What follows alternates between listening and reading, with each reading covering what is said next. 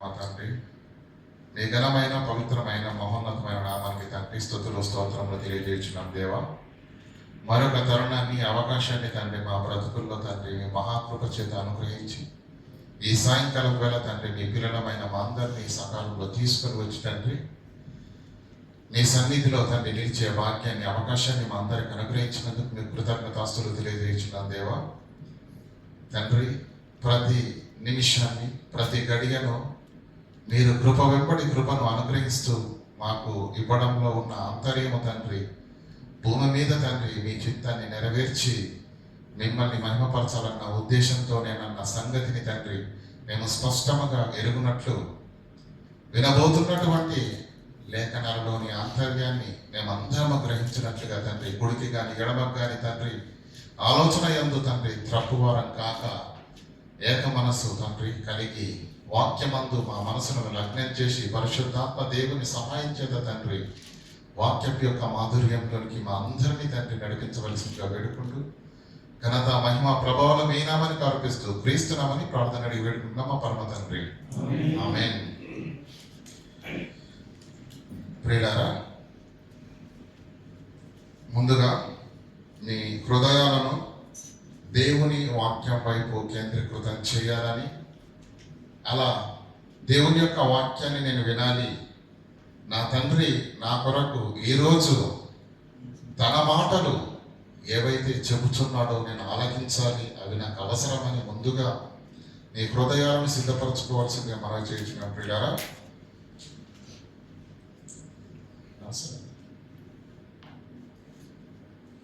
అయితే ఈరోజు అధ్యక్షుడు వారు చెప్పినట్టుగా మరి ఆరాధన ఉన్నది కనుక దానికి అనుసంధానమైనటువంటి అంశాన్ని మీతో మాట్లాడాలని నేను తలంచుతున్నాను ప్రియులారా.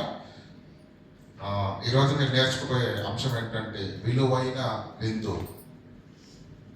విలువైన విందు.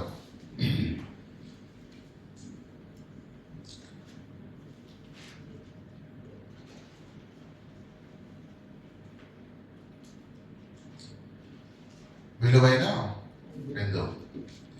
ప్రియులారా, మరి దేవుని యొక్క పిల్లలుగా సంఘంలోనికి వచ్చి విశ్వాస జీవితాలను కొనసాగిస్తున్నటువంటి మనము ఈ ఆరాధన క్రమాన్ని మరి పాటిస్తూ మన భక్తి జీవితంలో అది ఒక భాగముగా మరి నిర్విఘ్నంగా కొనసాగిస్తున్నటువంటి క్రియ కనుక ప్రతి వారు క్రమం తప్పకుండా సంఘ స్థితిగతులను బట్టి కొన్ని సంఘాల్లో నెలకు ఒకసారి జరిగిస్తారు, కొన్ని సంఘాల్లో నెలకు 2 సార్లు జరిగిస్తారు, కొన్ని సంఘాల్లో ప్రతి వారము జరిగిస్తారు. ఎన్నిసార్లు జరిగిస్తున్నారన్న విషయము మనం పక్కన పెడితే ఆరాధనలో తప్పనిసరిగా పాలు పొందాలన్న మంచి ఆలోచనతోటి క్రమం తప్పకుండా ఆరాధనలో పాల్గొంటున్నటువంటి మనమందరము మరి పాల్గొంటున్నాము, మంచిదే. కానీ అంతకు శ్రేష్టమైనటువంటి దీవెన కూడా పొందుకునే విధంగా మనము సిద్ధపాటు కలిగి ఉంటే మంచిది అని నా అభిప్రాయం. కనుక ప్రియులారా, పాటిస్తున్నటువంటి మనకు దాని యొక్క ప్రాముఖ్యత ఏంటో కూడా తెలియాలి. ప్రాముఖ్యత తెలియకుండా పాటిస్తే ఉపయోగం లేదు. కాబట్టి దాని విషయమై మనం కొన్ని ఆలోచన చేద్దాం ప్రియులారా. మన దైనందిన జీవితంలో ప్రియులారా ఎన్నో సామెతలలో మనం వింటూ ఉంటాం. పేదవాణి ఆకలి బాధ కడుపు నిండిన వాడికి ఎన్నటికీ అర్థము అవుతుందండి. పేదవాణి ఆకలి బాధ కడుపు నిండిన వాడికి ఎప్పటికీ అర్థం కాదు. అలాగే ఈ మాట మనకు వాక్యంలో కూడా కనిపిస్తుంది. సార్ దయచేసి సామెతల గ్రంథం తీయండి. సామెతల గ్రంథము 27వ అధ్యాయం 7వ వచనం. కడుపు నిండినవాడు తేనె పట్టునైనను త్రొక్కివేయును. త్రొక్కివేయును. ఆకలి కొనిన వానికి ఆకలి కొనిన వానికి చేదు వస్తువైన చేదు వస్తువైన తీయగా ఉండును. తీయగా ఉండును. ఏమండి? కడుపు నిండిన వాడు తేనె పట్టునైనా త్రొక్కి వేస్తాడు. ప్రకృతిలో శ్రేష్టమైనది, ప్రకృతిలో పదార్థాలన్నింటిలో ఎక్కువ కాలం నిలిచి ఉండేది, పాడు కానిది ఏదైనా ఉన్నది అంటే ఏంటది? ఖచ్చితంగా తేనె. మన వాక్యాన్ని కూడా తేనెతోటే పోలుస్తాడు దేవుడు. పాట కూడా పడతాం కదా మనం, జుంటి తేనె నేరల కంటే వాక్యమే మధురం కదా. అంటే తేనె ఎంత శ్రేష్టమైనది, ఎంత విలువ గలది. తేనె కంటే తీయనిది ఏదైనా ఉందా భూమి మీద ప్రకృతిలో? చెప్పండి. తీపిలోనూ మాధుర్యాన్ని ఇచ్చేది, ఏమండి, విలువ గలది, శ్రేష్టమైనది, ఇంత ఖ్యాతి కలిగినటువంటి ఈ తేనెను ఒకడు ఏం చేస్తున్నాడట? తొక్కేస్తున్నాడట. ఆడికేం పోయే కాలం వచ్చింది చెప్పాలి. దేంతో నింపాడు? శ్రేష్టమైనది, విలువ గలది కదా, తీపిలో మాధుర్యాన్ని ఇచ్చేది అద్భుతమైనటువంటి ఈ తేనె నువ్వు త్రొక్కి వేస్తున్నాడు అంటే కారణం ఏంటి? కడుపు నిండింది. దేంతో నింపాడు? దీనికంటే గొప్పదైన తీయని దాంతో నింపాడా? దీనికంటే శ్రేష్టమైన పదార్థంతో నింపాడా? చెప్పండి. గ్రంథకర్త ఒక పదాన్ని రాస్తున్నాడు అంటే ఏ ఉద్దేశంతో రాస్తున్నాడో మనం అర్థం చేసుకోవాలి ప్రియులారా. కడుపు నిండిన వాడు తేనె పట్టునైనా తొక్కి వేస్తాడు. ఆకలి ఉన్నవాడు చేదు వస్తువైన వాడి నోటికి తీయగా ఉండదు. ఈరోజు ప్రియులారా అనేకులకు వాక్యం వాక్యం వాక్యం మధురమైనదేనా? తేనె వంటిదేనా? చెప్పండి. శ్రేష్టమైనదేనా? ప్రాముఖ్యమైనదేనా? మన ఆత్మీయ జీవితాన్ని కాపాడదేనా? ఆ వాక్యాన్ని ఎన్ని హృదయాలు ఆలంకనం చేసుకుంటున్నాయి చెప్పండి. ఎన్ని హృదయాలు హత్తుకుంటున్నవి దేవుని యొక్క వాక్యాన్ని. దేవుని యొక్క వాక్యం కంటే బలమైనది, ప్రశస్తమైనది, శ్రేష్టమైనది ప్రకృతిలో ఇంకొకటి లేదు. కానీ ఈ హృదయంలో దేవుని వాక్యం మాత్రం ఉండదు. ఏముంటది? నింపేశాడు. స్టోరేజ్ ఫుల్ అయిపోయింది. అప్పుడప్పుడు మన ఫోన్లో వస్తుంది కదండి, మనం ఫోటో దిగుదామని ఇలా పెట్టగానే ఏమొస్తుంది? Memory full. పెద్ద సేవకుడు వచ్చాడు, ఒక ఫోటో తీసుకుంటానే ఫోన్ కాస్త ఆన్గా అంటే ఆడుతుందా? ఏముంటది? మెమొరీ ఫుల్ అయిపోయింది. ఇప్పుడు ఎంత పెద్ద పాస్టర్ తోటి ఫోటో దిగుదామన్నా కానీ ఫోన్లో ఫోటో కారణం నింపేశాడు అప్పటికే. దేంతో? కనుక ప్రియులారా, పేదవాడి ఆకలి బాధ కడుపు నిండిన వాడికి తెలియదు. కడుపు నిండిన వాడికి ఎంత ప్రాముఖ్యమైనది, ఎంత శ్రేష్టమైనది తేనెనే కాలుతో తొక్కేస్తున్నాడంటే విలువ అర్థమైందా వాడికి? చెప్పండి. విలువ అర్థమైందా? పోనీ ఎందుకు తొక్కుతున్నాడు తెలుసా? నిండిపోయింది. అదే ఆయాసమైపోద్ది, అదే వెక్కసంగా ఉన్నది కనుక మధురమైన పానీయమైన తేనెను ముందు పెట్టినా కూడా దాన్ని తొక్కేస్తున్నాడు. విలువ గలదే, శ్రేష్టమైనదే, మధురమైనదే, దాని విలువని కానరాని అంధుడు అభాగ్యుడు కనుక దాన్ని ఏం చేస్తున్నాడు? త్రొక్కి వేస్తున్నాడు. అదే పేదవాడు ఏమనగానే ఆకలి కొనిన వాడికి చేదు వస్తువైనా కూడా అబ్బాబాబా ఎంత అద్భుతంగా ఉంది, ఎంత మధురంగా ఉంది అంటారు. అర్థమవుతుందా లేదా? ఈరోజు దేవుని వాక్యాన్ని ఆదరిస్తున్న నీ నా జీవితాలు ఎలా ఉన్నవి? తేనె పట్టును తొక్కేసినట్టుగా వాక్యాన్ని, విలువైన శ్రేష్టమైన ముల్లోకాలను కలిగించిన దేవుని వాక్కు ఈరోజు నీ యొద్దకు నా యొద్దకు వస్తే, నీ చేతిలో నా చేతిలో దేవుడు పెడితే ఆ వాక్యాన్ని నువ్వు స్వీకరించే విధానం ఏది? ఆ వాక్యాన్ని హత్తుకునే స్థితి ఏది? ఆ వాక్యాన్ని నువ్వు ఆలంకనం చేసుకునే పద్ధతి ఏది ఉందా? వింటున్నావా? ఇమిడించుకుంటున్నావా? నేర్చుకుంటున్నావా? ఆస్వాదిస్తున్నావా? ఆదరిస్తున్నావా? ఆ మాట మన కొరకే చెప్పబడింది. కడుపు నిండిన వాడు తేనె పట్టునైనా తొక్కి వేస్తాడు. ఆ తేనె పట్టు ఏదో కాదు, దేవుని యొక్క వాక్యం. దాన్ని స్వీకరిస్తున్నావో విస్మరిస్తున్నావో ఒక్కసారి ఆలోచించండి ప్రియారా, ఒక్కసారి ఆలోచించండి. తెలుగులో మనకు ఒక సామెత ఉంది. ఏంటి? గారెలు ఉంటారు కదండి, గారెలు. విపరీతంగా గారెలు తిన్నాడంట. ఏమైందంట తర్వాత? గారెలు తెలుసు కదండి, తెలుసా తెలియదా? పిండే ఉంటారు. తిన్న తర్వాత చివరికి వచ్చేది బాగా తినేశాడు. అప్పుడు చేదొస్తున్నాయంట. చివరిలో తింటా ఉంటే ఏమైందట?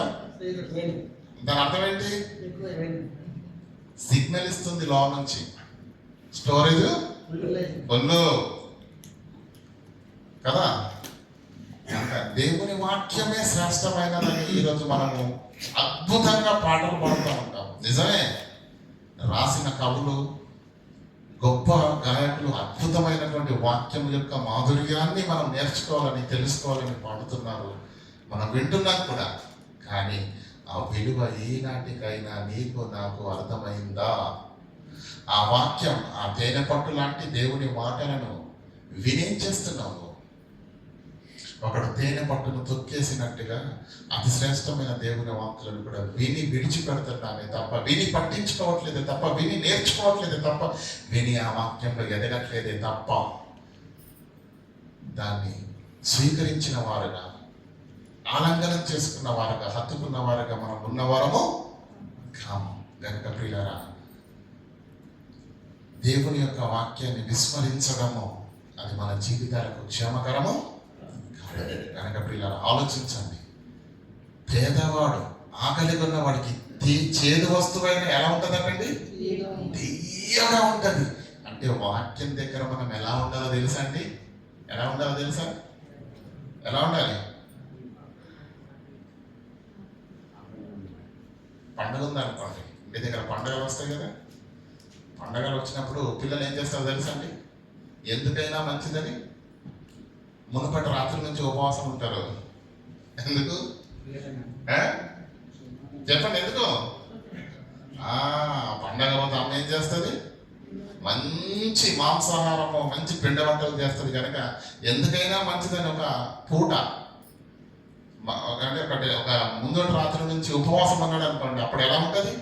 ఆకలి మామూలుగా ఉండదు. అప్పుడు ఎక్కువ తినేయచ్చు.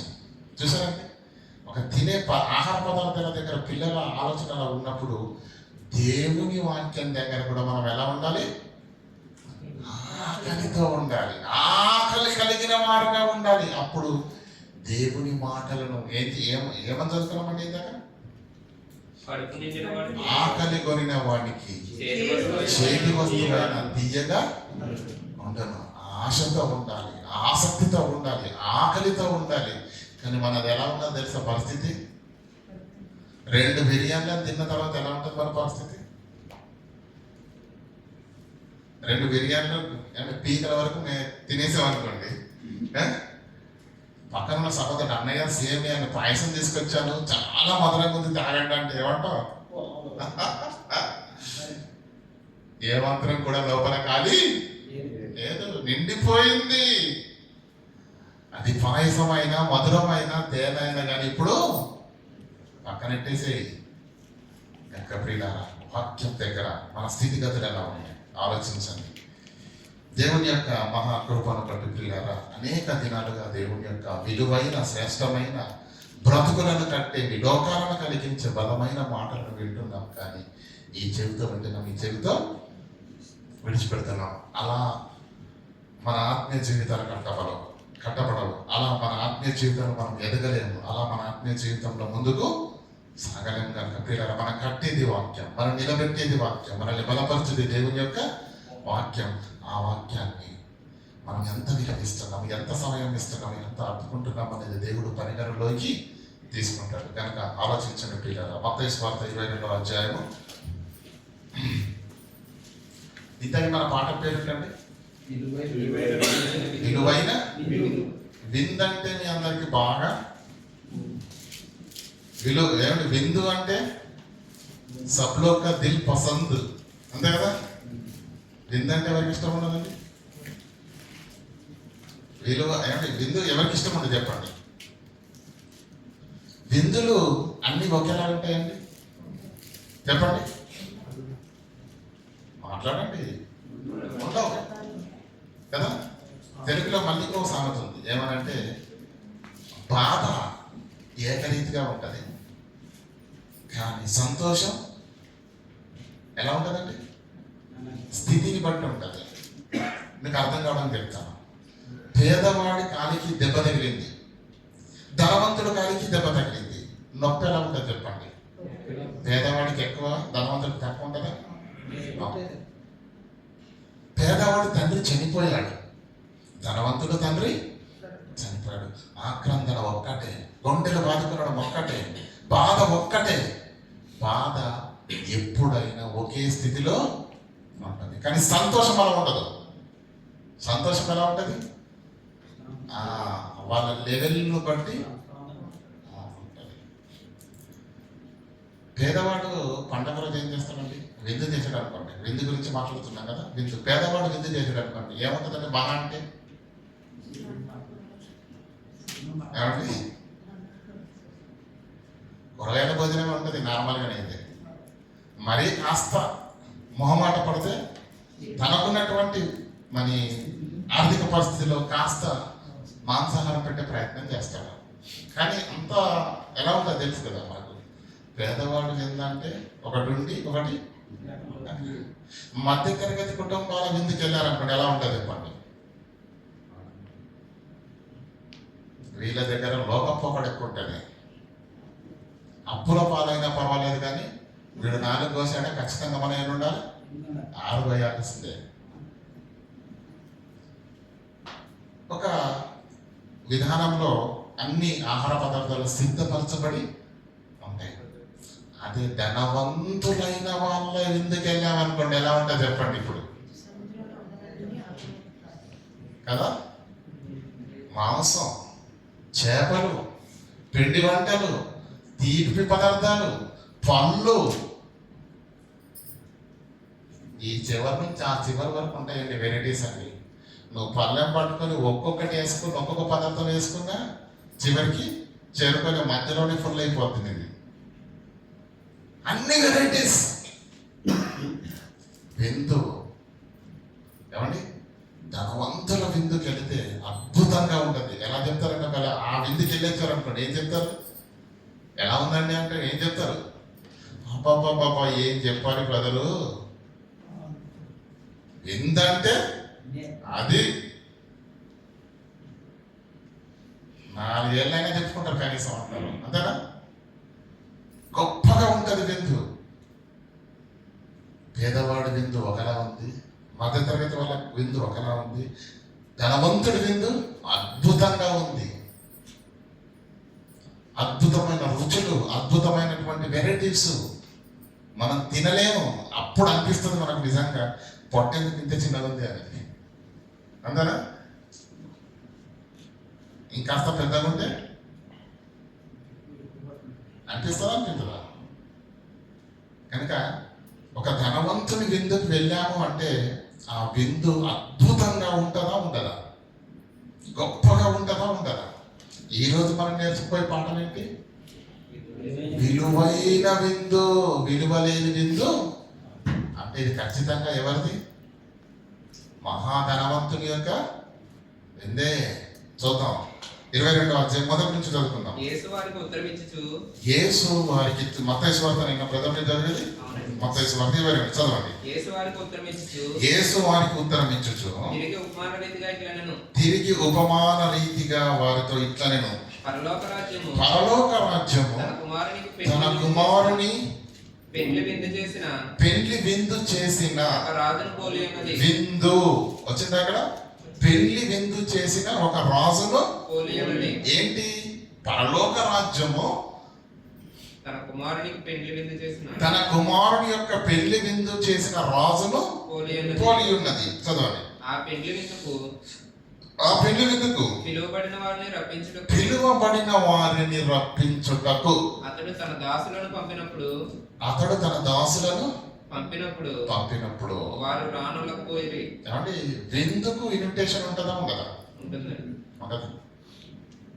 రాజు అనే పదం పైన ప్రయోగించబడింది. ఎవరిదట విందది?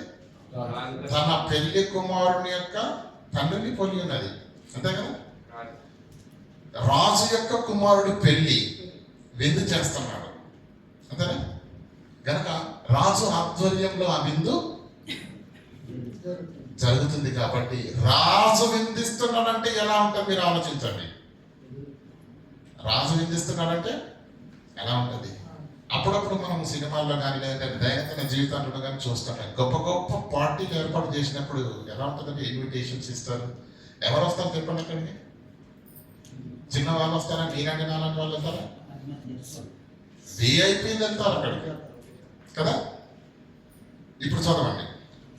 రాజు ఆ పెండ్లి విందుకు పిలువబడిన వారిని రాజు కొందరిని పిలిచాడు అంటే ఎవరిని పిలుస్తాడు చెప్పండి? తాను ఎరిగిన వారిని కదా, పరిచయస్తులను, విలువ కలిగిన వారిని విందులోకి రమ్మంటాడు. అంతేనే కదా? పిలువబడిన వారిని రప్పించుటకు. అంటే ఆల్రెడీ రాజు ఇన్విటేషన్ ఇచ్చేశాడు, చెప్పేశాడు విందు ఉన్నదని ముందుగానే పత్రికలు ఇచ్చేశాడు, కార్డ్స్ పంచేశాడు. కానీ విందు సిద్ధమైన తర్వాత పనివారిని పంపించాడు. ఏమని? ఆల్రెడీ విందు మొత్తం స్టార్ట్ అయిపోయింది, రండి. తన దాసులను పంపినప్పుడు వారు రానులకు పోయి. అయితే ఆ పెళ్లి విందుకు పిలువబడిన వారిని రప్పించుటకు అతడు తన దాసులను పంపినప్పుడు వారు రానొల్లక పోయిరి. మరలా రానొల్లక రాలేదా? రాలేకపోయారా? రానొల్లకపోయారా? మూడిటికి తేడా ఉంది. రాలేదు అనేది ఆగిపోయారు అని అర్థం. రాలేకపోయారు అంటే అవకాశం లేదని అర్థం. రానొల్లకపోయిరి అంటే లోపల వెళ్ళకూడదని ఉంది. వచ్చిన దాసులతోటి ఏం చెప్తున్నారు? ఏదో చెప్తున్నారు, అతకట్లేదు. ఏదో చెప్తున్నారు కానీ అతకట్లేదు. రాలేకపోవడము, రానొల్లకపోవడము. వీళ్ళు ఏం చేశారట? అంటే రావాలన్న ఉద్దేశమే వాళ్ళకు లేదు. అంటే భూమి మీద ఇలాంటి వాళ్ళు ఎవరైనా ఉంటారండి? ఉంటారా? చాలా మంది యవనస్తులు ఏం చేస్తారంటే, ముఖ్యంగా సిటీలో ఈ కళ్యాణ మండపాలు ఈ ఉంటాయి కదండి, పెళ్ళిళ్ళు జరుగుతున్నప్పుడు అలా పెళ్లి గుంపులోకి వెళ్ళి తినేస్తూ ఉంటారు. అనుభవాలు ఉన్నాయా? మనం పిలవవలసిన అవసరత ఏమీ లేదు, వెళ్ళేస్తారు, అలా తినేస్తారు అంటారు. కానీ ఒక రాజే విందు చేసి సెలెక్టెడ్ పీపుల్ను పిలిపించి కార్డులు పంచి వారిని తీసుకురమ్మని, గౌరవప్రదంగా తీసుకురమ్మని దాసులను పంపిస్తే ఆ దాసులు ఏం చేస్తున్నారట? రానొల్లక పోయి. అసలు ఇలాంటి వాళ్ళు ఎవరైనా ఉంటారండి? విందంటే ఇష్టం ఎవరుకుంటా చెప్పండి? విందుకు మేము వెళ్ళమంటారండి? దేవుని సన్నిధి కంటే రారు కానీ కదా. పెళ్లికి ఎవరైనా ఒక్కరు వెళ్తారా చెప్పండి? పార్టీకి ఒకరు వెళ్తారండి? పండగకి పెళ్లికి వెళ్తే ఒకరు వెళ్తారా? కుటుంబాన్ని వేసుకొని వెళ్తారు, అంతేనే కదా. విందుకైతే పక్కనున్న కూడా లాక్కొని వెళ్తాం. దేవాలయానికి అయితే అలే నా మంటగా నేను వస్తాను అంతే. కనుక ప్రియులారా, రానొల్లక పోయిరి. మీరు బాగా ఆలోచించండి. భూమి మీద మనకు చాలా బాగా తెలుసు, ఎన్నో విందులు, ఎన్నో సంఘటనలు, ఎన్నో సంతోషకరమైన శుభకార్యాలు జరుగుతున్నప్పుడు, విందున్నప్పుడు, మంచి వంటకాలు ఉన్నప్పుడు తినడానికి ఎప్పుడు పిలుస్తారో వెళ్ళిపోదాం అన్నట్టు ఉంటుంది మన పరిస్థితి. అవునా కదా? నిజం చెప్పాలి. కానీ ఒక రాజే తన కుమారుని పెళ్లి విందు చేసినప్పుడు ఎన్ని రకాల అద్భుతమైనటువంటి వంటకాలతో ఆ విందు సిద్ధపరిచి ఉంటుంది. ఒక్కసారి ఆలోచించండి. అలాంటి విందుకు రాజు ముందుగా ఆల్రెడీ వారికి పత్రికలు ఇచ్చాడు. పిలువబడిన వారిని గౌరవప్రదంతో తీసుకురమ్మని దాసులను పంపితే ఆ దాసులు ఏం చేశారట? రానొల్లకపోయి. ఇంకా కింది చదవండి. కాగా అతడు ఇదిగో నా విందు సిద్ధపరచబడి ఉన్నది, ఎద్దులను క్రొవ్విన పశువులను వధింపబడి ఉన్నవి. వెరైటీస్ ఏంటో చెప్తున్నాడు. వాళ్ళు ఎందుకు రావట్లేదు? కొంపదీసి వాళ్ళు ఏమన్నా ఇక్కడ కూరగాయల భోజనం చేయిస్తున్నాడని రాదు అనుకుంటున్నారేమో అని చెప్పేసి వెరైటీ యొక్క డిష్ మొత్తం చెప్తున్నాడు. క్రొవ్విన ఎద్దులను క్రొవ్విన పశువులను వధింపబడినవి అంతరం సిద్ధముగా ఉంది, పెళ్లి విందుకు రండని వారితో చెప్పుడని వేరే దాసులను, ఆ దాసుల మాట వినకపోయేసరికి అంతకంటే ఘనత కలిగినటువంటి గొప్ప దాసులను మరలా పంపాడు. అయితే ఏం చేశాడు? వారు లక్ష్యము చేయక పెళ్లి విందుకు రండ్రా నాయన అని రాజు దాసులను పంపితే ఏం చేస్తున్నాడట? ఒకడు పొలానికి వెళ్తున్నాడంట, ఒకడు వర్తకం అంటే వ్యాపారానికి బిజినెస్ చేయడానికి వెళ్తున్నాడట. తక్కిన వారు అతని దాసులను పట్టుకొని అవమానపరిచిరి, చంపిరి. మీరు ఆలోచించండి. రాజు విందు చేసి సేవకులను పంపించి ఆ విందుకు పిలిస్తే ఎవరైనా నిరాకరిస్తారా? నేను పొలానికి వెళ్తాను నేను ఎవడని అంటాడండి? ఏమంటారు తెలుసా? మానవుడు ఏమంటారు చెప్పండి? దొక్కల పొలం రేపు చూసుకుందా దాని సంగతి ఏంటో. విందు అస్తమానం ఉంటుందా ఏంటి? చెప్పండి. అవసరమైతే మన పనులన్నా పోస్ట్ పోన్ చేసుకుంటాం, కానీ విందులు మాత్రం మీరు చేసుకుంటామని చెప్పండి. ఆలోచించండి. యేసుక్రీస్తు మాట్లాడిన ప్రతి మాట మనకు అర్థం చేయించడానికి, ఒక విషయాన్ని అర్థం చేయించడానికి ఆయన ఉపమానం చెప్పాడు. ఆయన ఏ ఉద్దేశంతో చెప్పాడో అది మాత్రం మనకు అర్థం కాలేదు.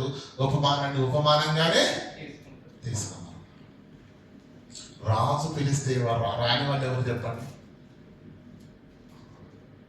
పైగా పొలానికి వెళ్తున్నాను ఒకటి చెప్పాడట, రెండోవాడు ఏం చెప్పాడట? వర్తకానికి వెళ్తున్నాను చెప్పాడట. ఇంకా కొందరు ఏం చేశారట? పెళ్లి విందుకు రండ్రా నాయనని పిలవడానికి వచ్చిన దాసులను అవమానపరుస్తారా? ఎవరన్నా అవమానపరుస్తారా?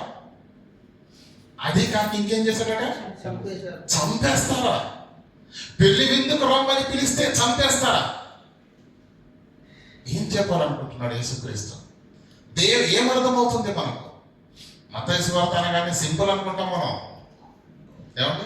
కొత్త నిబంధనలు మనం చదివే పుస్తకాలు ఏమైనా ఉన్నాయంటే ఏం చదువుతామంటే ముఖ్యంగా మత్తయి, మార్కు, లూకా సింపుల్ అనుకుంటాం, మంచిదే. కానీ అందులో కూడా మన ఆలోచనకు అందని మహాజ్ఞాన సంగతులు పొందుపరచబడి ఉన్నవి. ఆలోచించట్లేదు. కారణం ఏంటో తెలుసా? మనము మనస్సు పెట్టి వాక్యం చదవట్లేదు. అందుకే ప్రారంభంలో మీకు ఆ మాట చెప్పాను, మీ మనస్సులను సిద్ధపరచుకోండి. దేవుని వాక్యం ఈ రోజు నాతో ఏం మాట్లాడుతుందో, నా తండ్రి నా కొరకు ఏ పలుకులు వినిపించబోతున్నాడో అని మీ హృదయాలను తెరిచి వినండి అని చెప్పారు. అందుకే కదండి, చదవండి. ఏమంటుంటే చంపిరి, దాసులను పంపించి విందుకు రండ్రా నాయన అని రాజు పంపిస్తే ఆ దాసులని చంపేశారంట వాళ్ళు. అప్పుడు రాజు అనుకుంటాడండి. కాబట్టి రాజు కోపపడి తన తండ్రులను పంపి ఆ నరహంతకులను సంహరించి పట్టణములు తగలబెట్టించెను. విందు సంగతి ఏమైందండి? ఇక్కడ విందు ఇక్కడే ఉంది. వాళ్ళు రాలేరు. పంపిన దాసులనేమో చంపేశారు. అవమానపరిచి చంపేసేసరికి రాజు ఏం చేశాడు? అత్యాగ్రహముతో ఏం చేశాడు? నా దాసులను మీ యొద్దకు పంపితే విందుకు రండ్రా అంటే విందుకు రానొల్లకపోగా నా దాసులను చంపేస్తారని ఏం చేశాడు రాజు? ఆ నరహంతకులను సంహరించి వారి పట్టణములు తగలబెట్టి వారి పట్టణాన్ని తగలబెట్టించేశానంట. ఆ, అప్పుడు అతడు పెండ్లి విందు సిద్ధముగా ఉన్నది కానీ విందిలాగే ఉంది కదా, పెళ్లి విందిలాగే ఉంది కదా. కొవ్విన పశువులను కొవ్విన ఏమండి దూడలను వదిలింపబడి అద్భుతమైనటువంటి సువాసనలతోటి ఇక్కడ విందు అదిరిపోతుంది కదా. మరి విందు ఏం చేయాలి? అందుకని రాజేం చెప్తుంది చూడండి, పెండ్లి విందు సిద్ధముగా ఉన్నది, పెళ్లి విందు సిద్ధముగా ఉన్నది, పిలువబడిన వారు పాత్రులు కాదు, పిలువబడిన వాళ్ళకు పాత్రలు కారు, వాళ్ళకి అర్హత లేదు. గనుక ఇప్పుడు ఇది వేస్ట్ కావద్దు. రాజమార్గములకు పోయి నువ్వేం చేస్తారంటే దాసులారా, మీరు ఏం చేస్తారంటే రాజమార్గంలోకి వెళ్ళండి, గ్రామాల్లోకి వెళ్ళండి, పట్టణాల్లోకి వెళ్ళండి, వీధుల్లోకి వెళ్ళండి. ఎవరు కనిపిస్తే వారిని, నీకు కనబడి వారందరినీ పెళ్లి విందుకు రండి. వాళ్ళు విఐపీలు కాకపోయినా పర్వాలేదా రాజా? సగటు ప్రజలైనా పర్వాలేదా? పేదవారైనా పర్వాలేదా? No problem.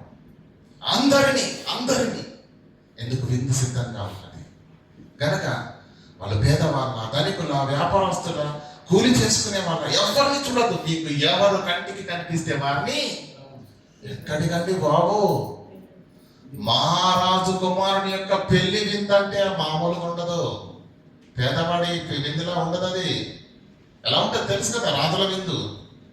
ఒక మహారాజు విందుకు ఏం చేస్తున్నాడు? దాసులను పంపించి ఎవరు కనిపిస్తే వారిని పిలుచుకురండి అని చెప్పాడా? ఆ దాసులు రాజమార్గంలోకి పోయి చెడ్డవారినేమి, ఆ పదాన్ని అండర్లైన్ చేసుకోండి, చెడ్డవారినేమి మంచివారినేమి తమకు కనబడిన వారందరినీ పోగు చేసిరి. గనుక విందుకు వచ్చిన వారితో ఆ పెళ్లిశాల నింపబడిను. పిలిచిన వాళ్ళేమో రాలేదు, అర్థమవుతుందా? పిలిచిన వాళ్ళేమో రాలేదు, దాసులను కొట్టారు, అవమానపరిచారు, చంపేశారు. కనుక రాజని వాళ్ళని చంపేశాడు. కానీ విందు అలాగే ఉంది. ఈ విందు వేస్ట్ కావద్దని ఏం చేశాడు? దాసులను పంపి మీకు ఎవరు కనిపిస్తే వారిని తీసుకురండి అనేసరికి తీసుకొచ్చేసారు. అలా వచ్చిన వారితోటి చెడ్డవారు ఉన్నారు, దాంట్లో మంచివారు ఉన్నారు, పేదలు ఉన్నారు, ధనికులు ఉన్నారు, అందరూ ఉన్నారు. అలా వచ్చిన అందరితో పెళ్లిశాల నిండిపోయింది. చదవండి. రాజు కూర్చున్న వారిని చూడడానికి లోపలికి వచ్చిన అంతమంది వచ్చేసారా? Very good. మొత్తం ఏమండి చూడడానికి ఎంతమంది వచ్చారు జనాలను ఒకసారి చూడడానికి లోపలికి వచ్చాడు రాజు. చూస్తున్నాడు, అందరినీ చూస్తున్నాడు. అందరు వచ్చారా? అక్కడ పెళ్లి వస్త్రం ధరించుకోవాలని చూసి పెళ్లికి వెళ్ళాలి అనుకున్నప్పుడు ఏమండి ఆ విందుకు, రాజ విందుకు వెళ్ళాలనుకున్నప్పుడు ఎలా వెళ్ళాలి చెప్పండి? అసలు వీళ్ళు రాజ సంస్థానంలో విందుకు వెళ్ళే స్థితిలో ఉన్న వాళ్ళైనా వచ్చిన వాళ్ళు? ఆ అర్హత లేకపోయినా, ఆ స్థితి లేకపోయినా రాజు ప్రేమతోటి అందరినీ ఆహ్వానించినప్పుడు మినిమం కామన్ సెన్స్ తోటి ఉండాలా వద్దా?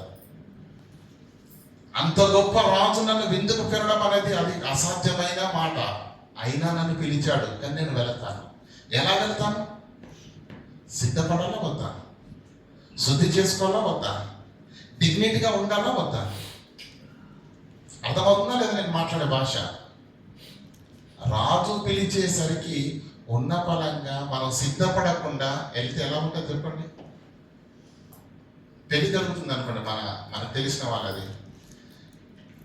పేదవాళ్ళు, ఒక పేద కుటుంబం ఉందనుకోండి, ఆ నలుగురి మధ్యలోకి వెళ్ళడానికి కనీసం ఏమంటే ఈరోజు ఎక్కువగా అంటే మీకు అర్థం కావడానికి చెప్తున్నాను, స్త్రీలు ఘనంగా ఇచ్చేది దేన్నండి? ఆభరణాలను. అవునా కదా?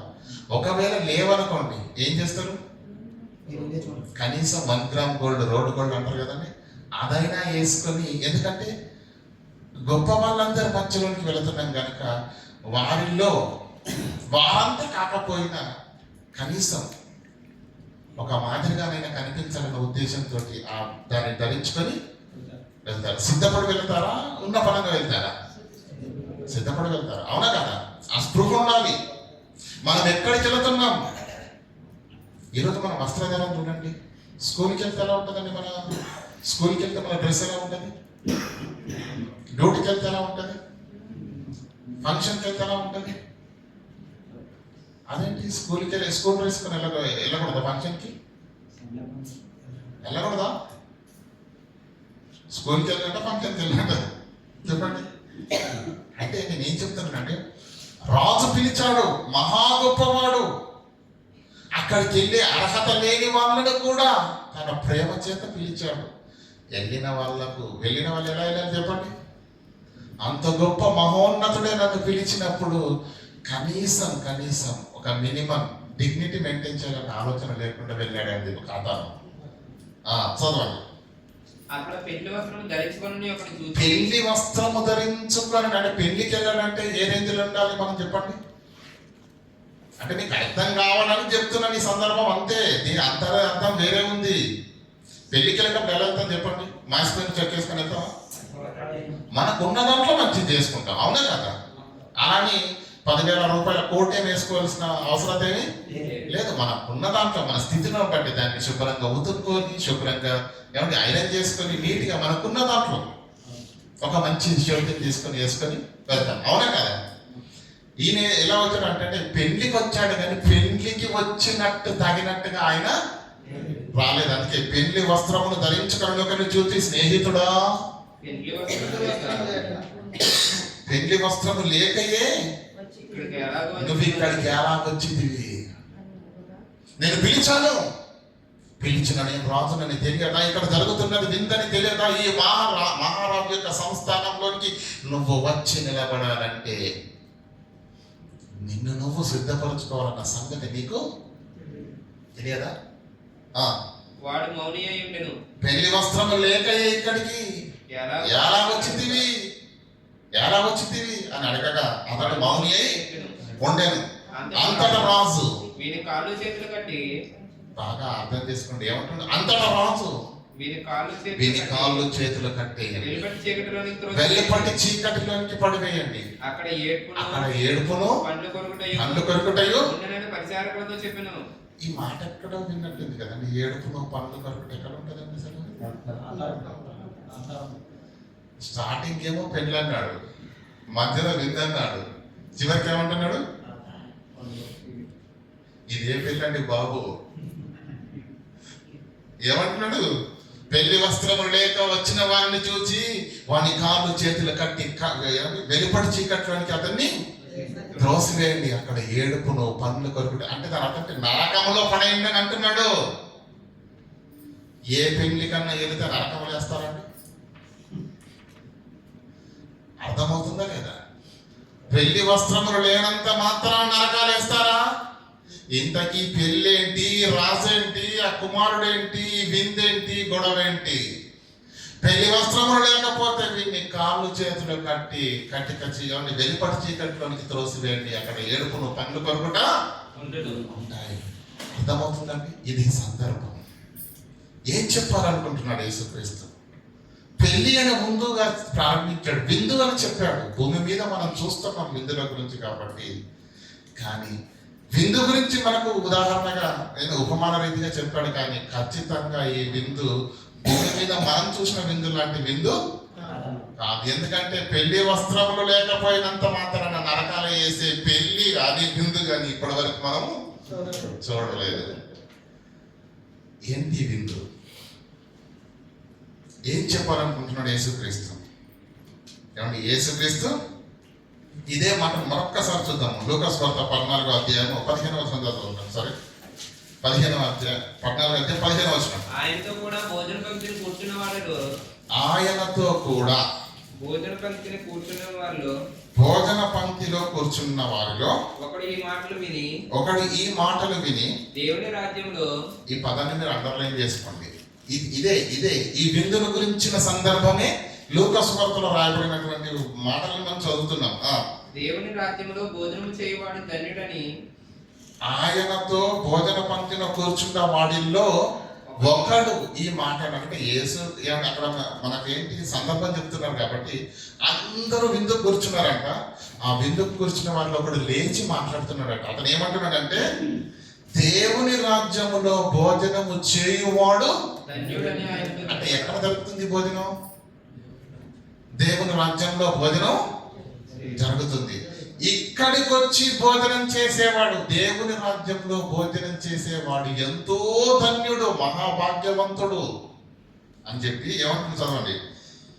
ఆయన అతనితో ఇట్లనెను, ఒక మనుషుడు గొప్ప విందు చేయించి అనేకులను పిలిచెను. విందు కాలమందు అతడు ఇప్పుడు సిద్ధమై ఉన్నది రండని పిలువబడిన వారితో చెప్పగా చెప్పుటకు తన దాసులను పంపెను. అయితే వారందరూ ఏక మనస్సుతో నెపములు అంటే నెపములు అంటే కదా, సాకులు కదా, కారణాలు, సాకులు, ఏక మనసుతో ఏం సాకులు చెప్తున్నారట? నెపములు చెప్పుచున్నారట, సాకులు చెప్పుచున్నారట. ఏంట సాకులు? మొదటివాడు నేనొక పొలాన్ని కొని ఉన్నాను, నేను ఇప్పుడు ఆ పొలాన్ని కొన్నాను కనుక అవశ్యం నేను ఇప్పుడు అక్కడికి వెళ్ళాలి, నన్ను క్షమించు, నేను ఇప్పుడు ఆ విందుకు పొలం కొన్నాను, ఉన్న డబ్బులతో వస్తుందండి పొలం, ఆ పైన అప్పేశాను, ఆ అప్పు ఇప్పుడు తీర్చాలంటే నేనేం చేయాలి? ఇప్పుడు నేను రావడం నీతో కుదరదు కనుక, పొలం కొన్నాను కనుక నేను ఇప్పుడు నీతో వచ్చుడు కుదరదు అని డైరెక్ట్ గా చెప్పట్లేదట. ఏం చెప్తున్నాడట? నెపములు సాకులు చెప్తున్నాడట. నన్ను క్షమించమని చెప్పాడంట. మరి ఒకడు రెండవడు ఏం చెప్తున్నాడ? నేను 5 జతల ఎడ్లను కొని ఉన్నాను, ఆ ఎడ్లకు మేత తీసుకురావాలి, ఆ ఎడ్లకు దాన వేయాలి, ఆ ఎడ్లను చూసుకోవాలి, వాటి ఆలన పాలన చూసుకునేసరికి నాకు రాత్రి 7 అవుద్ది కనుక వీటిని విడిచిపెట్టి నేను నీతో నేను రాలేను, నా వల్ల కాదు కనుక నన్ను నీవు క్షమించు. మరి ఒకడు నేను ఒక స్త్రీని వివాహం చేసుకున్నాను కనుక అందుచేత స్త్రీని వివాహం చేసుకుంటే ఏమైంది? అంతే, నేను స్త్రీని వివాహం చేసుకున్నాను కనుక నేను రాలేను. ఎక్కడికి రాలేను? పెళ్లి విందుకు. మీరు ఒక్కసారి మనసు పెట్టి ఆలోచించండి. పెళ్లి విందుకు పిలవటానికి దాసులు వస్తే నేను పొలం కొన్నాను కనుక నేను రాలేను, నన్ను క్షమించమనడం ఏంటి? నేను 5 జతల ఎడ్లను కొన్నాను కనుక నేను రాలేను, దయచేసి నన్ను క్షమించని, నన్ను వదిలేని బాబు అనడం ఏంటి? నేను ఒక స్త్రీని వివాహం చేసుకున్నాను కనుక నేను ఎక్కడికి రమ్మంటున్నాడు? కార్గిల్ యుద్ధానికి రమ్మంటున్నాడా ఏంటి? విందుకే కదా. నీకు అర్థమవుతుందా లేదా? విందు అని మీరు అనుకుంటే వాళ్ళు ఎందుకు భయపడుతున్నారు? అది విందేనా? అది మనకు అర్థం కావాలి. కిందికి చదవండి. అప్పుడు దాసుడు తిరిగి వచ్చి ఈ మాటలు తన యజమానికి తెలియజేయగా ఈ దాసుడు యజమానికి ఏం చెప్పారట? తెలియజేయగా ఆ ఇంటి యజమానుడు కోపపడి నీవు త్వరగా పట్టణపు వీధుల్లోనికి సందుల్లోనికి వెళ్ళి బీదలను అంగహీనులను గ్రుడ్డి వారిని ఇక్కడికి తోడుకొని రండి. ఆనండి. విందక్కడ మహారాజు సంస్థానంలో. పెళ్లి ఎవరిది? యువరాజుది. యువరాజు పెళ్లి మహారాజు సంస్థానములో విందుకు ఎవరు వెళ్తున్నారట? గురుడివారు, కుంటివారు, బీదలు, అంగహీనులను పిలుచుకురండి అన్నాడు. ఎంత గొప్ప రాజు అండి!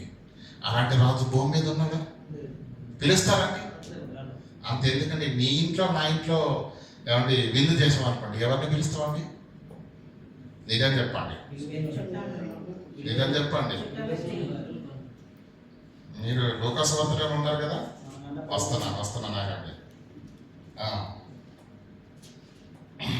మనం విందు చేస్తే ఎవరిని పిలుస్తాం చెప్పండి?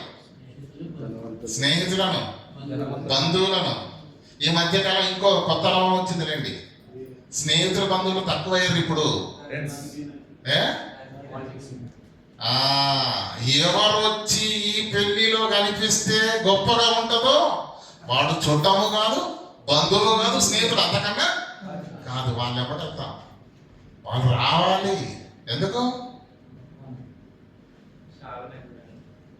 అర్థమవుతుందా లేదా? మనం విందు చేస్తే ఎవరిని పిలుస్తాం? కింద చదవండి ఒకసారి 14వ అధ్యాయంలో 12వ వచనం చదవండి. మరియు ఆయన తనను పిలిచిన వారితో ఇట్లా నేను యేసుక్రీస్తు చెప్తున్నాడు, నువ్వు పగటి విందైనను రాత్రి విందైనను చేస్తే నీ స్నేహితులను పిలవకు నాయన అంటున్నాడు.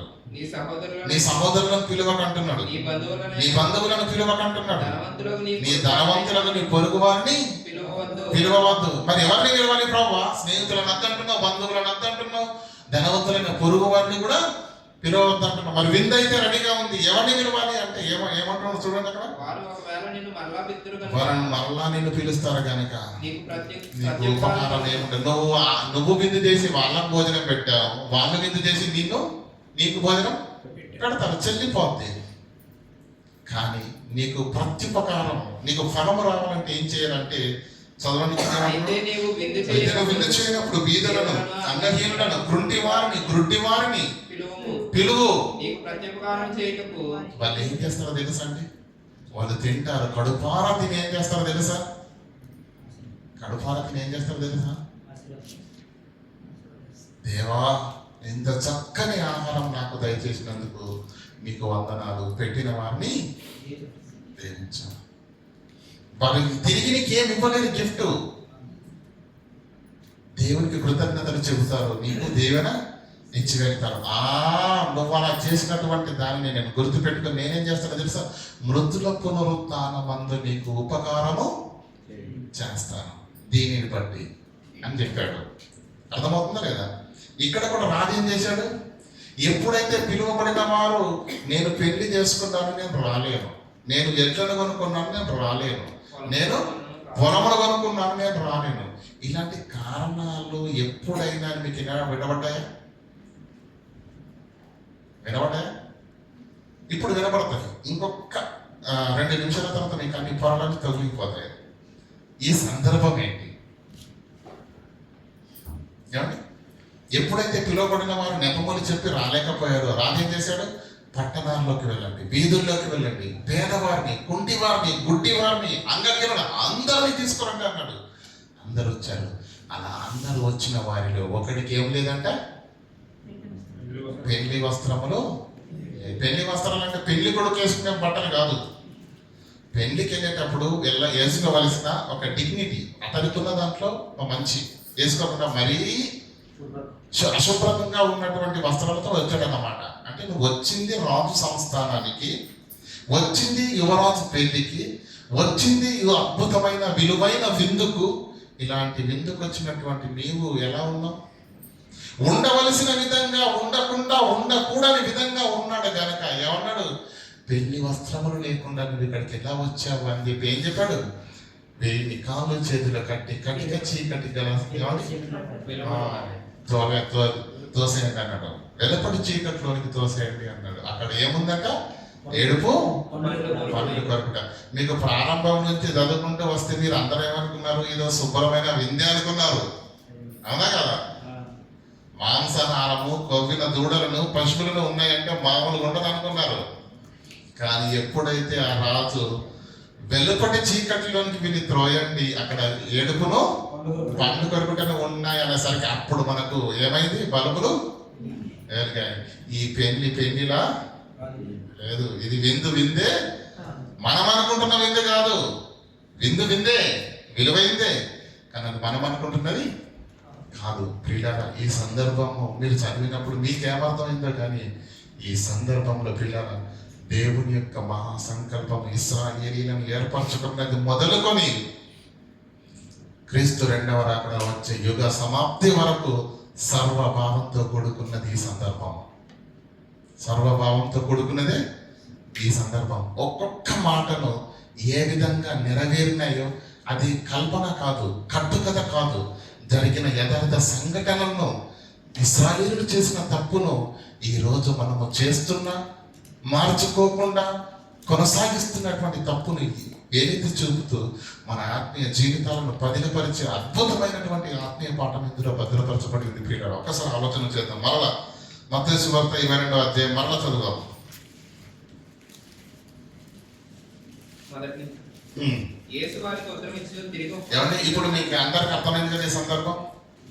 కానీ ఇది భూమి మీద జరిగే సందర్భంలో మాత్రం కాదు. లేదు. ఎందుకంటే ఎవరినైనా పెళ్లికి పిలిస్తే ఇష్టం ఉంటే వస్తారు, లేదంటే రారు. పెళ్లికి రమ్మని పిలిచిన దాసులను చంపిన చరిత్ర అనేది ఎక్కడన్నా చూశారా మీరు? లేదు. పెళ్లికి పిలవడానికి వచ్చిన వారిని చంపిన జనులు లేరు, ఆ జనులను చంపడానికి వచ్చిన రాజు లేరు, ఆ రాజ్యమే లేదు. భూమి మీద భౌతికంగా చూస్తే ఇవేవి వల్లపడే స్థితిలో లేవు. కానీ ఏదో ఆత్మీయ అర్థంతో ఏదో భావాన్ని మనకు తెలియజెప్పాలని యేసుక్రీస్తు సందర్భానుసారంగా ఉపమాన రీతిలో ఈ మాటలు మాట్లాడుతున్నారు పిల్లల. చదవండి ఇప్పుడు. పరలోక రాజ్యము తన కుమారునికి పెళ్లి విందు చేసిన ఒక రాజును పోలి ఉన్నది. ఆ పెళ్లి విందుకు పిలువబడిన వారిని రప్పించుటకు అతడు తన దాసులను పంపినప్పుడు వారు రానొల్లకపోయిరి. ఈ రానొల్లకపోయిన వారెవరో తెలుసా? ఆ ఏర్పరచబడిన వారెవరో తెలుసా? వారే ఇశ్రాయేలీయులు. ఎందుకంటే దేవుడు వీరు నా ప్రజలు, నేను వారి దేవుణ్ణి అని దేవుడు ఒకనాడు వారికి ఒక గుర్తింపునిచ్చాడు, ప్రవక్తలను ఇచ్చాడు, లేఖనాలను ఇచ్చాడు, ప్రవచనాలను ఇచ్చాడు కదా. ఒక ఆధిక్యతను వారికి ఇచ్చాడు. పిలువబడిన వారిగా వారిని మన కంటికి కనిపిస్తున్నటువంటి వారు ఇశ్రాయేలీయులు. కానీ దేవుడు ఆ ఘనతనిచ్చిన, ప్రవక్తలను ఇచ్చిన, ఎవరి వాగ్దానాలను ఇచ్చిన, ధర్మశాస్త్రాన్ని ఇచ్చిన, ఆశీర్వాదాలతో వారిని ఉన్నతమైన స్థితిలో నిలవబెట్టిన, దేవుని సముఖమందు పరిశుద్ధతలో నిలిచిన వారు ఎంత మాత్రమో కారు. వారు ఎంత మాత్రమో కారు ప్రియులారా. ఇదిగో నా విందు సిద్ధపరిచి ఉన్నాను, ఎద్దులను క్రొవ్విన పశువులను వధింపబడినవి కనుక పెళ్లి విందుకు రండని పిలువబడిన వారితో చెప్పుడు అనగా వేరే దాసులను పంపిన గాని వారు లక్ష్యం చేయక. ఆలోచన చదవండి. తక్కిన వారు దాసులను కొట్టి అవమానపరిచి చంపిరి. ఏమండి, ఇశ్రాయేలు అనేసరికి మీకు ఎందుకు అర్థం కానట్టు అనిపిస్తుంది, లేదంటే జీర్ణించుకోలేకపోతున్నారేమో. ఈ సందర్భం అంతా ప్రతి మాట ప్రవచన నెరవేర్పు జరిగింది పిల్లలు. చూడండి మత్తయి సువార్త 23వ అధ్యాయం 37వ వచనం. దాసులు పెళ్లి విందుకు రమ్మని దాసులు వెళ్ళి చెబితే ఆ దాసులను చంపిన వారు ఎవరు? చంపబడ్డ దాసులు ఎవరు? చంపిన జనులు ఎవరు? చూడండి. యెరూషలేమా ప్రవక్తలను నీ యొద్దకు నేను పంపుచున్నాను. ఎందుకు? నా మాట, నా ఆహ్వానం మీకు తెలపటానికి పంపితే మీరేం చేశారు? ప్రవక్తలను చంపుచు నీ యొద్దకు పంపబడిన వారిని రాళ్ళతో కొట్టుచు ఉండు. దాసులు ఎవరు? ఇప్పుడు అర్థమైపోయిందా మీకు? దాసులు ఎవరు? చదవండి, చెప్పండి. దాసులు ఎవరు? ప్రవక్తలు, దేవుని యొక్క సేవకులు. చంపిన ఆ దాసులను చంపిన ప్రజలు ఎవరు కదా? చదవండి. యెరూషలేమా ప్రవక్తలను చంపుచు నీ యొద్దకు పంపబడిన వారిని రాళ్లతో కొట్టుచు ఉండుదానా. ఎందుకు చంపారు చెప్పండి ప్రవక్తలను? ఏం తప్పు చేశారు ప్రవక్తలు? ఏం అన్యాయం చేశారు? ఏ కార్యం చేశారని ప్రవక్తలను పట్టణ పెట్టుకున్నారు చెప్పండి? దేవుని మాటలు కదా ప్రకటించారు, పరలోకాన్ని కదా వారు చూపించారు. ఈ భూమి మీద ఉన్నటువంటి జీవితం 60 ఏళ్ళే, అనంత జీవితం మరొకరకు ఉన్నది కనుక మీరు దేవుని యందు భయభక్తులు కలిగి బ్రతకండి, బ్రతుకులు మార్చుకోండి అనే కదా చెప్పారండి ప్రవక్తలు. కానీ దేవుని సేవకులు ఎవరైనా కాని మాటలు ఏమైనా చెప్పారా? చెప్పండి. దేవుని పిలుపు అందుకొని మీరందరూ దేవుని వైపు తిరగండి, మీరందరూ ఆ నిత్యలోకానికి వెళ్ళాలి. దేవుడు రమ్మంటున్నాడు, దేవుడు పిలుస్తున్నాడు, దేవుని ఆహ్వానం ఉంది. ఇదే కదండి ప్రవక్తలు, సేవకులు చెప్పేది. ఆ మాటలను అందించటానికి సేవకులు వస్తే ప్రజలు ఏం చేశారట? ప్రవక్తలను చంపుచును. ప్రవక్తలను చంపుచు. నీ యొద్దకు నీ యొద్దకు నేను ప్రవక్తలను పంపాను, సేవకులను పంపాను. నా మాటలు నేను ఆహ్వానిస్తున్నాను, మీరందరూ నా యొద్దకు రండి అని. ఆ మాటలు చెప్పడానికి నీ యొద్దకు వస్తే మీరేం చేశారు? రాళ్ళతో కొట్టి చంపుచున్నారు. కోడి తన పిల్లలను రెక్కలతో సరిపోతుంది. ఇక్కడ మళ్ళా మత్తయి సువార్త 22వ అధ్యాయం 7వ వచనం చదవండి. కాబట్టి రాజు కోపపడి తన దండ్లను పంపి ఆ నరహంతకులను సంహరించి. ఇప్పుడు చెప్పండి, ఆ నరహంతకులు ఎవరు? నరహంతకులు ఎవరు? దాసులను చంపిన వారు. ఇందాక చెప్పాను కదా ఎవరు ఆ దాసులు. 37వ వచనం ఉంది కదా మనకు. ఎవరు దాసులేమో? దేవుని సేవకులు, ప్రవక్తలు. చంపబడిన వాళ్ళు ఎవరు? చంపిన వాళ్ళు ఎవరు? ఇశ్రాయేలీలు. అంతే కదా. ఇక్కడ ఏమంటున్నాడు? ఇప్పుడు రాజు ఏం చేస్తున్నట్ట? కోపపడి తన దండను పంపి ఆ నరహంతకులు అంటే ఇశ్రాయేలీలను ఏం చేశారంట? సంహరించి వారి పట్టణములను తగలబెట్టించెను. నెబుకద్నెజరు తిరుగుదాడితోటి ప్రియులారా యెరూషలేము యొక్క దేవాలయము ఎంత మట్టుకు కుప్ప కొలిపొందో దాని యొక్క ద్వారములన్నీ అగ్ని చేత కాల్చబడి కానీ అద్భుతంగా ఏమిటి దురావస్థలో చెప్పుకొనటానికి చరిత్రహీనమైన స్థితిలోకి ఆనాడు ప్రియులారా యెరూషలేము పట్టణము అగ్ని చేత కాల్చవేయబడింది. అగ్ని చేత కాల్చవేయబడింది. చూడండి ఆ మాటను కూడా. మత్తయి సువార్త 24వ అధ్యాయము 1-2 వచనాలు. యేసు దేవాలయం నుండి బయలుదేరి అంటే యేసు బ్రతికున్నప్పుడు ఈ సందర్భం. దేవాలయంలో నుంచి బయటికి వెళ్తున్నప్పుడు ఆయన శిష్యులు ఆ దేవాలయం యేసుక్రీస్తు శిష్యులు ఆ దేవాలయం కట్టడములు యేసుక్రీస్తు శిష్యులు దేవాలయం కట్టడాలను ఆయనకు చూపింపవచ్చిరి. యేసుక్రీస్తు దగ్గరికి వచ్చి ప్రభువా అద్భుతమైన వాక్యం అయితే చెప్తావు కానీ ఒక్కసారి నువ్వు ఇక్కడికి వచ్చి చూడు, ఈ కట్టడాలేంటి, ఈ శిల్పాలేంటి, ఈ శిల్ప చిత్రాలు గీసినటువంటి నైపుణ్యత ఏంటి, ఎంత అద్భుతంగా ఉంది, ఒక్కసారి వచ్చి చూడు ప్రభువా అని చెప్పేసి ఆ కట్టడం గురించి యేసుక్రీస్తుకి చెబుతున్నారు. అప్పుడు యేసుక్రీస్తు ఏమన్నాడు? అందుకైన మీరు ఇవన్నీ చూస్తున్నారు కదా, ఇది గొప్ప గొప్ప కట్టడాలని మీరు అనుకుంటున్నారు కదా, రాయి మీద రాయి ఒకటి అయినను కొన్ని రోజులు కాగానే రాయి మీద రాయే ఒకటి అయినను ఒక్కటి కూడా ఉండకుండా అదంతా పడద్రోయబడుతుంది, కూలిపోతుంది, ఘనమైనదిగా నువ్వు మీరు చెప్తున్నావు చూడు. ఒక రోజు రాగానే అది కుప్ప కూలిపోతుంది, లేకుండా పోతుంది, కాల్చివేయబడుతుంది, తుత్తి నీయలుగా చేయబడుతుంది, సమూల విధ్వంసం కాబడుతుంది అని చెప్తున్నాడు యేసుక్రీస్తు. ఎప్పుడైతే దేవుని యొక్క సంకల్పాన్ని వారు విస్మరించి ప్రవక్తలను చంపుతూ దేవుని యొక్క ఆంతర్యాన్ని కానీ దేవుని యొక్క పిలుపును అందుకునకుండా తృణీకరించిన నరహంతకులను దేవుడు ఏం చేశాడో తెలుసా? రాజులకు అప్పగించాడు. నెబుకద్నెజరు యెరూషలేము మీదకి దండెత్తుకొని వచ్చినప్పుడు ప్రియులారా సమూల విధ్వంసంతో ప్రియులారా యెరూషలేము పట్టణము అగ్ని జ్వాలతో మండిపోయింది. అదే సందర్భము ఉపమాన రీతిలో యేసుక్రీస్తు ఇప్పుడు చెప్తున్నాడా? 7వ అధ్యాయం 7వ వచనం 22:7. కాబట్టి రాజు కోపపడి తన దండను పంపి ఆ నరహంతకులను సంహరించి వారి పట్టణం తగలబెట్టించను. అంటే ఇక్కడ వరకు ఏమైపోయింది? పిలువబడిన వారు చాప్టర్ క్లోజ్ అయిపోయింది. ఎందుకంటే రాజు పిలిచాడు, వాళ్ళు తృణీకరించారు, మళ్ళీ ఎక్కువ మంది దాసులను పంపాడు. ఆ దాసులను వాళ్ళు ఏం చేశారు? కొట్టి చంపేశారు. ఆ కోపంతో రాజు వాళ్ళను ఇక్కడ వరకు చాప్టర్ క్లోజ్ అయిపోయిందా? కానీ ఇంకా విందు ఎక్కడుంది? విందు సిద్ధంగానే ఉంది, కానీ ఇప్పుడు విందు వేస్ట్ అయిపోయేటట్టుంది. ఇప్పుడు ఏం చేయాలి? రాజు ఏం చేశాడు? భౌతికంగా ఉన్న ఈ ఉపమానంలో ఉన్న రాజు ఏం చేశాడు? అందరినీ గుడ్డివారిని రాత మార్గంలోనికి, పట్టణ వీధుల్లోనికి, గ్రామంలోనికి అందరిని దొరుకుని అది దేనిని సూచిస్తున్నది అంటే పిల్లరా చూడండి, ఎందుకు వచ్చినాం?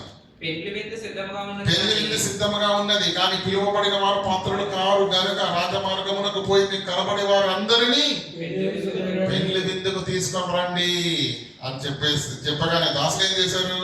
రాజమార్గములకు పోయి చెడ్డవారినేమి మంచి వారినేమి అందరినీ పోగు చేసిరి కనుక వచ్చిన వారందరితో పెళ్లిశాల నిండెను. నిండి ఉండేను. ఇప్పుడు మీరు అందరూ ఆలోచన చేయండి. ఏర్పరచబడిన వారు ఇశ్రాయేలీలైతే, పంపబడిన దాసులు సేవకులు ప్రవక్తలైతే వారిని వారు చంపేస్తే దేవుడు నా సేవకులని చంపుతారని చెప్పేసి యెరూషలేము యూదులను పట్టణంలో ఉన్న వారందరినీ రాజులకు అప్పగిస్తే, ఆ పట్టణము తుత్తినీయలుగా చేయబడితే, విధ్వంసం అయిపోతే, అప్పుడు దేవుడు ఏమంటున్నాడు? మరలా అనేకులను పిలువరమ్మన్నాడు.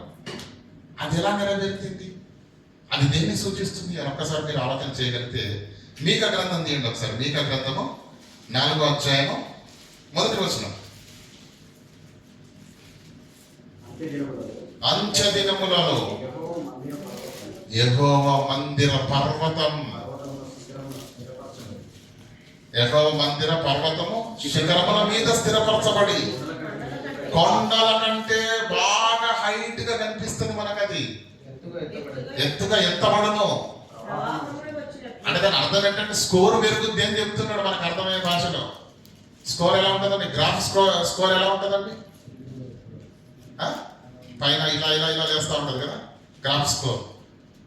అలాగే యేసు ఇక్కడ ఏం చెప్తుంది? యెహోవా మందిరం యొక్క పర్వతము శిఖరము కొండల కంటే ఎత్తుగా ఎత్తబడును. ప్రవాహము వచ్చినట్లు, వర్షాలు పడితే ప్రవాహం వచ్చి ఊళ్ళో కొళ్ళు కొట్టిపోయిన వరదలను చూసాం కదా, మనకు తెలుసు కదా. ప్రవాహం ఎట్లయితే వచ్చిందో అట్లా ఎవరు వస్తున్నారట? జనులు. ఎక్కడికి? లోపల జనులు దానిలోకి వచ్చేదారు. ఎవరా జనులు? ప్రశ్న. ఎవరా జనులు? రాజు పిలిచిన విందులో గుడ్డివారు, పేదలు, అంగహీనులు ఉన్నారు. ఇక్కడ సమస్తమైన జనులు వస్తున్నారని రాయబడింది కదా. ఎవరా జనులు? చదవండి, కిందికి చదవండి. కాబట్టి ఆ కాలమున అన్యజనులు అనేకులు ఎక్కడికి? యెహోవా మందిరములోనికి. అంతకుముందు ఎవరు వెళ్ళలేదు యెహోవా మందిరంలోనికి? ఇశ్రాయేలీలు మాత్రమే వెళ్ళాలి. అన్ని జనులకు ప్రవేశము లేదు. ఎప్పుడైతే ఏర్పరచబడిన వారు ధృవీకరించబడ్డారో ఆమె ఎందుకు రాలేదు? అప్పుడు దేవుడు ఏమన్నాడు? అప్పుడు రాజు ఏమన్నాడు? అందరినీ పిలువండి అని రాజు అన్నాడు. ఇక్కడ ఏం నెరవేరుతుంది? అది అనేకులు వచ్చి సియోనులో నుండి ధర్మశాస్త్రమును. కాబట్టి 2వ వచనం మళ్ళా చదవండి. కాబట్టి ఆ కాలమున అన్యజనులు అనేకులు యెహోవా మందిరములోనికి వచ్చెదరు. అన్యజనుల ప్రవేశము దేవుని మందిరములోనికి ఎలా జరుగుతుందో చూడండి. అనేకులు వచ్చి సియోనులో నుండి ధర్మశాస్త్రం, యెరూషలేములో నుండి యెహోవా వాక్కు బయలు వెళ్ళును. దేవుని వాక్యము ప్రకటింపబడుతుంది. అనేకులైన దేవుడు తన వారిని తన యుద్ధకు రప్పించుకుంటున్నాడు, ఆహ్వానించుకుంటున్నాడు, పిలుస్తున్నాడు అనేది ఆ వాక్య భావం యొక్క సారాంశం. అలాగే యెషయా గ్రంథము 2వ అధ్యాయం 1వ వచనం చదవండి. యెషయా గ్రంథము యూదాను గూర్చి, యెరూషలేమును గూర్చి ఆమోసు కుమారుడైన యెషయాకు దర్శనము వలన కలిగిన దేవోక్తి అంత్య దినములలో పర్వతములపైన యెహోవా మందిర పర్వతము పర్వత శిఖరమున స్థిరపరచబడి కొండల కంటే ఎత్తుగా ఎత్తబడును. ప్రవాహము వచ్చినట్లు సమస్త అన్యజనులు దానిలోనికి వచ్చినారు. ఎక్కడికి వస్తున్నారు? అంతకుముందు యేసుక్రీస్తు అన్న మాట మీకు గుర్తుందా? మీరు ఎక్కడికి వెళ్ళండి? ఇశ్రాయేలు వంశంలోని నశించిన గొర్రెల యొద్దకే వెళ్ళండి. సమరయల ఏ పట్టణంలోని మీరు ప్రవేశించకండి. అన్యజనుల దారిలోకి కూడా మీరు పొరపాటున కూడా దేవుని మాటలు అన్యులకు ప్రకటించకండి అన్నాడు. ఎందుకు?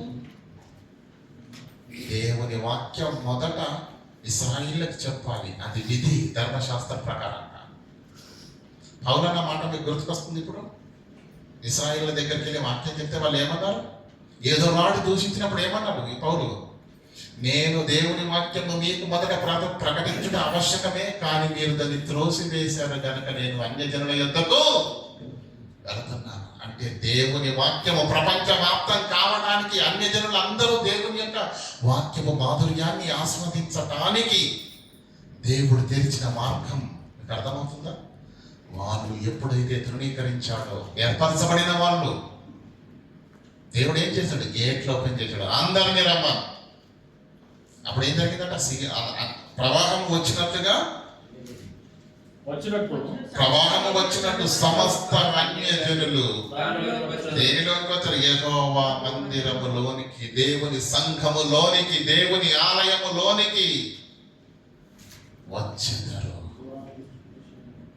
ఏమండి? యెహోవాను యెరూషలేములో నుండి యెహోవా వాక్కు బయలు వెళ్ళింది కనుకనే ప్రపంచంలో అనేక అన్యజనుల యుద్ధము దేవుని వాక్యము ప్రయాణించింది కనుకనే ఈ ప్రయాణించిన దేవుని వాక్కును, పిలుపును అందుకొని అనేకులు అన్యజనుల సంఘంలోనికి వచ్చారు. ఆనాడు పెళ్లిశాల నిండిపోయింది, ఈనాడు సంఘాలు నిండిపోయాయి. ఆ అన్యజనులే మనం. ఆ అన్యజనులే మన విందేంటి? విందేంటి? అర్థమవుతుందా లేదా? ఆ అన్యజనులమే మనము. ఆ ఏర్పరచబడిన వారే ఇశ్రాయేలు, చంపబడిన ప్రవక్తలే, చంపబడినటువంటి దాసులే ప్రవక్తలు. అర్థమవుతుందా? మరి ఇలా వచ్చాం, అందరం వచ్చాం కదా. వచ్చినటువంటి మనకు ఏముండాలి అన్నాడు అక్కడ? పెండ్లి వస్త్రం ఉండాలి అనేది ఏంటి? మ్యాండేటరీ. పెళ్లి వస్త్రం ఉంటే ఓకే. కుంటివాడైనా, గుడ్డివాడైనా, పేదవాడైనా, అంగహీనుడైనా దేవుడు తృణీకరించడు. ఆ రాజు తృణీకరించలేదు అక్కడ. ఇక్కడ దేవుడు కూడా మనల్ని తృణీకరిస్తలేదు. కానీ మనకు ఉండవలసిన మినిమం, అతి ప్రధానమైనది ఒకటి ఉంది. ఏంటి? పెళ్లి వస్త్రము. అంటే ఆ రాజు సన్నిధిలో, ఆ యువరాజు పెళ్లి విందులో నువ్వు నిలువదగినంతగా నీ యొక్క స్థితిని నీవు కలిగి ఉండాలి. నువ్వు సిద్ధపాటు కలిగి ఉండాలి. నీకున్న దాంట్లో నువ్వు 10,000 రూపాయల కోటేసుకొని వస్తేనే నేను లోనికి రాణిస్తాను అని అందులో రాదక్కడ. నీకున్న దాంట్లో నీవేం ఎలా ఉండాలి? శుభ్రంగా ఉండాలి. ఒక శుభ్రత. ఆ శుభ్రత ఏంటో కాదు, ఏంటి? మనము కలిగి ఉండవలసిన పరిశుద్ధత. పెళ్లి వస్త్రములు లేకుండా వచ్చిన వాడిని కాళ్ళు చేతులు కట్టి వెనపటి చీకటిలోనికి త్రోయమన్న రాజెవరో కాదు, మనందరికీ దేవుడు. ఆ వస్త్రం ఏంటో తెలుసా? ఆ పెళ్లి వస్త్రం ఏంటో తెలుసా? యేసు రక్తము వలన పొందుకున్న పరిశుద్ధత అనేది ఉంది, చూసావు? ఆ పరిశుద్ధత లేకుండా ప్రభువులోనికి వచ్చాము, సంఘములో ఉన్నాము, కానీ నీతి వస్త్రము ప్రభువు అంటే ఆనాడు పెళ్లి వస్త్రము లేదు వాడికి, మనకి ఇంకా ఏ వస్త్రము లేదు? పరిశుద్ధత అనే వస్త్రము లేదు. సంఘంలోనికి వచ్చాము, దేవుని మాటలను వింటున్నాము, దేవుని పిల్లలుగా పిలువబడుతున్నాము, క్రైస్తవులుగా పడుతున్నాము. మన జీవితాల్లో పరిశుద్ధత లేదు, మాదిరి లేడు, మన జీవితంలో క్రీస్తే లేడు. క్రీస్తును నమ్ముకున్న నీవు, క్రీస్తు యేసులోనికి బాప్తిసం పొందిన మీరంతా ఎవరిని ధరించుకున్నారు? క్రీస్తును ధరించుకున్న నీ బ్రతికి ఎలా ఉండాలి? ఎలా ఉండాలి చెప్పండి. ఏమంటే మన ఇండియా ప్రాంతంలో 15th ఆగస్ట్ రోజు ఏం జరుగుతుందండి? ఇండిపెండెన్స్ డే జరుగుతుంది. ఆ రోజు చిన్న పిల్లలతో నాటకాలు వేయిస్తారు కదా. ఎలాంటి నాటకాలు వేస్తారండి? దేశభక్తికి సంబంధించినటువంటి స్వాతంత్ర సమరయోధులను మనకు అర్థం చేయించడానికి, వారి యొక్క భక్తి జీవితాలు, లేదంటే దేశం కొరకు వారు చేసినటువంటి సేవను మనకు అర్థం చేయించడానికి చిన్న పిల్లలను ఆ వేషం వేయిస్తూ ఉంటారు. గాంధీ వేషం వేసిన వారు ఎలా ఉంటారండి? ఎలా ఉంటుంది చెప్పండి? గాంధీ వేషం వేసిన వాళ్ళు ఎలా ఉంటుంది చెప్పండి? ఎలా ఉంటాడు చెప్పండి? ఎట్లుంటాడు చెప్పండి అంటున్నాను. గాంధీ తాత అనకండి. ఓ గోచి అంతేనా? చేతిలో కర్ర. అంటే గాంధీ వేషం వేసుకున్న వాళ్ళు గాంధీలాగే ఉండాలి కదా. గోచి కాకుండా ప్యాంట్ వేసాడు అనుకోండి, గాంధీ అంటారా? కోట్ వేసాడు అనుకోండి, గాంధీ అంటారా? అనరు. గాంధీ వేషము వేసుకున్న వారు గాంధీలాగే మాట్లాడాలి, గాంధీలాగే ప్రవర్తించాలి, గాంధీలాగే నడవాలి. సుభాష్ చంద్రబోస్ ఎలా ఉంటాడండి? మనకు తెలుసు, మిలిటరీ యూనిఫామ్ కదా, చేతిలో తుపాకీ, మిలిటరీ యూనిఫాము, సైనికుడు, జవాన్లా కనిపిస్తాడు. అవునా కదా? గోచి పెట్టారనుకోండి, ఏంటి మన గాంధీ తాత లాంటి గోచి కట్టారనుకోండి, సుభాష్ చంద్రబోస్ అవుతాడేంటి? అవడు. గాంధీ వేషం వేసుకున్న వారు గాంధీలా ప్రవర్తిస్తేనే ఆ నాటకానికి న్యాయం చేస్తుందన్న సంగతి మనకు అర్థమైనప్పుడు క్రీస్తు యేసులోనికి బాప్తిసం పొందిన మనమంతా క్రీస్తును ధరించుకొని మరి క్రీస్తులా మాట్లాడట్లేదు, క్రీస్తులా పరిగెత్తట్లేదు, క్రీస్తులా ప్రవర్తించట్లేదు, క్రీస్తులా పనిచేయట్లేదు, క్రీస్తులా దేవుని మాటలను హత్తుకొనట్లేదు. క్రీస్తులోనికి బాప్తిసం పొందిన మీరంతా క్రీస్తును ధరించుకున్నారు. మన బ్రతుకుల్లో ఈ సమాజానికి క్రీస్తును చూపించవలసిన వారమై ఉన్నాము. మన బ్రతుకులు క్రీస్తును ప్రతిబింబంలా ఈ సమాజానికి చూపించాలి. ఏమండి, అద్దం పైన టార్చ్ లైట్ కొట్టారనుకోండి, ఏం చేస్తుంది? తిరిగి తన కిరణాలను తిరిగి పంపించేస్తుంది. క్రీస్తులోనికి బాప్తిసం పొందిన మీరంతా క్రీస్తును ధరించుకున్నారు కనుక మన బ్రతుకులతో క్రీస్తుని ఈ సమాజానికి చూపించాలి. మాటల్లో, సహనంలో, త్యాగంలో, ప్రేమలో. ఉందా లేదో? అందరినీ రమ్మని రాజు పిలవగానే కుంటివాడు, గుడ్డివాడు, పేదవాడు అందరూ వచ్చారు. అలాగే అన్యజనులమైన మనమందరం కూడా ఏర్పరచబడిన వారు దేవుని యొక్క విందుకు వెళ్ళకపోయేసరికి మనందరికీ అవకాశం వచ్చింది. సమస్త జనుడు ప్రవాహం వచ్చినట్టుగా వచ్చాము. ఆయన మహాకృప చేత అర్హత లేని మనం అందరము ఈ మహోన్నతమైనటువంటి ఆయన సన్నిధిలోకి వచ్చాము. అయితే కండిషన్ ఏంటో తెలుసా? ఆ పెళ్లికి వెళ్ళిన వాడికి పెళ్లి వస్త్రం ఉండాలి, ఇక్కడికి వచ్చిన వారికి ఏ వస్త్రం ఉండాలి? అర్థమవుతుందా?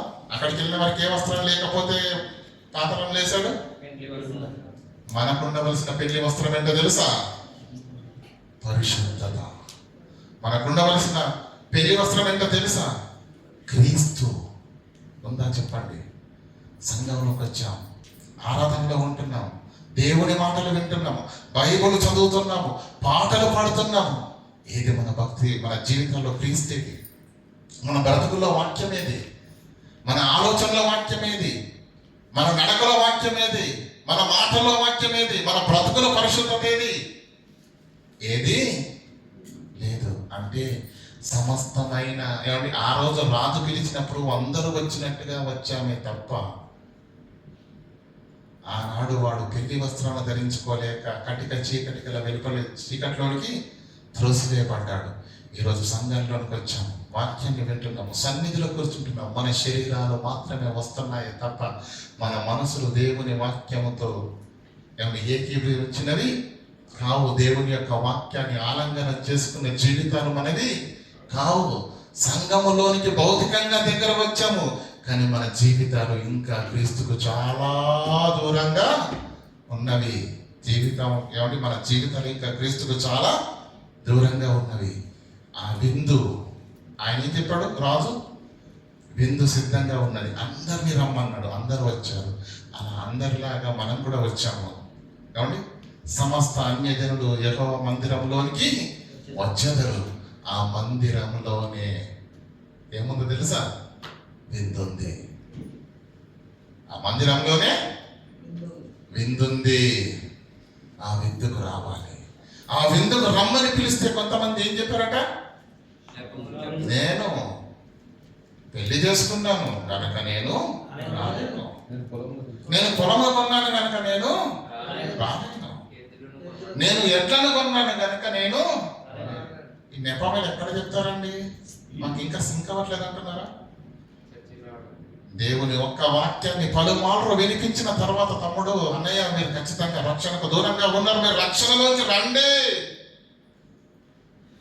ఇప్పుడే రాలేదు బ్రదర్, ఇప్పుడే ఇంటి దగ్గర సమస్యలు బ్రదర్, ఇప్పుడు రాలేదు. పొలంలో ఉన్నాను బ్రదర్, ఇప్పుడు నేను రాలేదు. పెళ్ళైంది, ఇప్పుడు నేను దేనికి దూరంగా ఉంటున్నారు? విందుకు రమ్మని పిలవడం అంటే దాని అర్థం ఏంటి? ఎవడైనా నా స్వరము విని తలుపు తీసిన ఎడలా, గుర్తున్న వాక్యం ప్రకటన గ్రంథం 3:20, ఎవడైనా నా స్వరము విని తలుపు తీసిన ఎడలా నేను అతనితో, అతడు నాతో కలిసి భోజనం చేస్తాను. ఎక్కడ భోజనం? ఎవడైనాను నా స్వరము విని తలుపు తీయాలన్నాడు, అంతేనా? నా గొర్రెలు నా స్వరమును వినును, అవి నా గొర్రెలు అయితే నా స్వరాన్ని ఖచ్చితంగా గుర్తుపడతాయి, ఒక్క మాటకే వచ్చేస్తాయి, ఒక్కసారికే పట్టబడతారు, ఒక్కసారికే హత్తుకుంటారు దేవుణ్ణి. కారణం అవి నా గొర్రెలు, నా స్వరము వినబడక అక్కడున్నాయి. నా స్వరము విన్నాయా, నా గొర్రెలు నా స్వరము వింటాయి, నా యుద్ధకు వచ్చేస్తాయి. ఎవడైనా నా స్వరము విని తలుపు తీయడం అంటే మీరేమనుకున్నారు? ఇంటి తలుప? ఫోటోలు కూడా ఉన్నాయి లేండి అలాంటివి. యేసుక్రీస్తు ఇలా గుమ్మం దగ్గర నిలబడి ఫోటో తలుపు దగ్గర ఇలా కొడుతున్నట్టుగా, ఏమని వంగిపోయిన ఒక కర్రను పెట్టుకొని, చేతిలో ఒక మేకపిల్ల గొర్రె పిల్లని పెట్టుకొని, ఏమండి భుజం పైన ఒక రగ్గును వేసుకొని, అలాంటి చిత్రం చూసారా లేదా? ఇంటి తలుపు కాదు, ముందు హృదయం అనే తలుపును తీయు, ఆ వాక్యము నీ లోనికి వెళ్ళిన తర్వాత సంఘపు తలుపును తీయు. విందు అక్కడుంది. ఎక్కడుంది విందు? కడుపు నిండిన వాడు తేనె పట్టునైనా తొక్కి వేస్తాడు. ఈ విందు యొక్క విలువ తెలియని వారముగా ఒకవేళ నీవు నేను ఈరోజు ఉన్నామేమో. ఆ రాజు పెళ్ళెవరిది? యువరాజుది. విందుకు పిలిచిన వారెవరు? మహారాజు. అంత గొప్ప విందుకు మనం వెళ్ళాలంటే ఎలా ఉంటుందో చెప్పండి. ఈ రోజు నిన్ను నన్ను పిలిచిన వారెవరో తెలుసా? ఎవరు పిలిచారండి? ప్రయాసపడి భారము మోయించున్న సమస్త జనులారా నా యొద్దకు నేను మీకు విశ్రాంతిని కలగజేస్తాను. కాకపోతే కండిషన్ కిందని చెప్పాడు, ఏమని? నా కాడి ఎత్తి నా దగ్గర నేర్చుకోండి, అప్పుడు ఇస్తాను. ఊరికే కాదు, సమస్త జనులారా మీకు విశ్రాంతిని కలగజేస్తాను. బట్ కండిషన్ ఏంటి? నా కాడెత్తుకోవాలి. సువార్త భారం అనే నా కాడిని మీ మెడల పైన ఎత్తుకొని మీ జీవితాల్లో సువార్త భారాన్ని భరిస్తూ మీరు బ్రతకాలి. అప్పుడు నేను మీ ప్రాణములకు విశ్రాంతిని కలగజేస్తాను. ఇక్కడికి వచ్చిన నీవు పరిశుద్ధతతో ఉండాలి. ఇక్కడికి వచ్చిన నీ జీవితంలో ప్రభువు ఉండాలి. ఇక్కడికి వచ్చిన నీ జీవితంలో దేవుని వాక్యం ఉండాలి. ఇక్కడికి వచ్చినా దేవుని మాటలు వింటున్నా, దేవుని సన్నిధిలో మనం గడుపుతున్నా ఇంకా పాత జీవితమే, ఇంకా పాపపు ఛాయలే ఇంకా మన బ్రతుకుల్లో ఉంటే పెళ్లి వస్త్రము మనకు లేనట్టే. ఆనాడు పెళ్లి వస్త్రము లేని వాడిని వెలుపడి చీకట్లోకి త్రోసివేయమన్నాడు ఆ రోజు. ఈ రోజు కూడా మనకు ఏమంటే ఈ పెళ్లి వస్త్రం అంటే మీరు ఏమనుకుంటున్నారు? మనలో ఉండవలసిన పరిశుద్ధత. యేసుక్రీస్తు మనకు అనుగ్రహించినటువంటి పాప క్షమాపణను అనుగ్రహించి పరిశుద్ధ జీవితాన్ని అనుగ్రహించాడు కదా. ఆ పరిశుద్ధతను పోగొట్టుకోకూడదు. ఆశ నిగ్రహాన్ని కలిగి, ఏమంటే ప్రేమను కలిగి, త్యాగాన్ని కలిగి యేసుక్రీస్తు బోధన వింటున్న నీవు ఆ వాక్యపు వెలుగులో, దేవుని సన్నిధిలో, అపోస్తలుల బోధయందు, సంఘ సావాసమందు, ప్రార్థన జీవితమందు ఎడతెగక నీవు ఉండినట్లయితేనే అప్పుడు ప్రియులారా మరి మనం ఆ విందులో పాల్గొంటాం. విందుకు వచ్చామే తప్ప ఇంకా విందులో పాల్గొన్న వారము కాము. శరీరాలు మాత్రమే పాల్గొంటున్నాయేమో, నో, అది భౌతికమైనది. నీకు క్రీస్తు త్యాగాన్ని గుర్తు చేయడానికి పెట్టిన క్రమము. కానీ ఆ క్రమాన్ని చూస్తున్న నీవు, దాన్ని జ్ఞాపకం చేసుకుంటున్న నీవు, నీ హృదయాంతరంగాలలో నుంచి మార్పు వచ్చి నీ జీవితాన్ని అద్భుతమైన రీతిగా మార్చుకోవలసినటువంటి నీవు ఒకవేళ నీతి వస్త్రము లేనివాడిగా ఉంటే, పరిశుద్ధత లేనివాడిగా ఉంటే, వాక్యాన్ని ఆనందనం చేసుకునే వాడిగా ఉంటే, వాక్యాన్ని నింపుకొని వాడిగా నీవు ఉంటే, నీ జీవితము దేవుని వైపు తిరిగిన స్థితిలో ఉండదు. కడుపు నిండిన వాడు ఏం చేస్తాడట? తేనె పట్టునైనా త్రొక్కి వేస్తాడంట. అయితే ఆకలి కొన్నవాడికి నిజం చెప్పండి, వారంలో ఒక్కసారి వాక్యం చదువుతున్నారా? బాగా వచ్చేసిందా? పండితులు అయిపోయారా? ఏం విలువిస్తున్నారు? ఏం నేర్చుకుంటున్నారు? ఏమంతకుంటున్నారు? ప్రభు వాక్యం మీకు అర్థమవుతుందా? ఇది సకల జగాలను కలిగించిన సర్వేశ్వరుని మాట. ఇది ఆ మాటకే నువ్వు భయపడట్లేదు, ఆ మాటకే విలువివ్వట్లేదు, ఆ మాటకే నీవు భూమి మీద ఒక అధికారి పిలిస్తేనే గజ గజ గజ గజ వణికిపోతావు. పోలీసు వాడు రమ్మనంటే ఏమంటే ఊరుకుంటుందండి? పోలీసు అతని నుంచి, పోలీస్ స్టేషన్ నుంచి ఫోన్ వచ్చింది అనుకోండి, ఎలా ఉంటుంది? అమ్మ బాబాయ్ ఎవడో నన్ను క్లాస్లో ఇరికించేస్తున్నాడు, భయపడిపోతాం, పరిగెత్తుకొని వెళ్తాం ఎక్కడికి? రాయల దగ్గరికి. భూమి మీద ఒక అధికారి మాటనే, ఒక అధికారి పిలిస్తేనే గజగజ వణికిపోతున్నా నీవు దేవుని మాటను విని చదివి పాడి ఏ భయం లేదు, ఏ భీతి లేదు. భయపడుతున్నామని అనుకుంటున్నాం అంతే, భయం లేదు మనకు, భీతి లేదు. దేవుడు అంటే మనకి ఇంకా అర్థం కాలేదు. మనం చేస్తున్నది ఏంటో, ఎక్కడికి వచ్చామో, ఏ స్థితిని మనకు అనుగ్రహించాడో, ఈ విందు యొక్క విలువ ఎంత ప్రాముఖ్యమైనదో మనకి ఇంకా అర్థం కావట్లేదు. ఇంకా మనకు అర్థం కావట్లేదు. ఒక మాట చూడండి ఒకసారి, ముగిస్తాను. యోహాను సువార్త 6వ అధ్యాయం, యోహాను సువార్త 6వ అధ్యాయం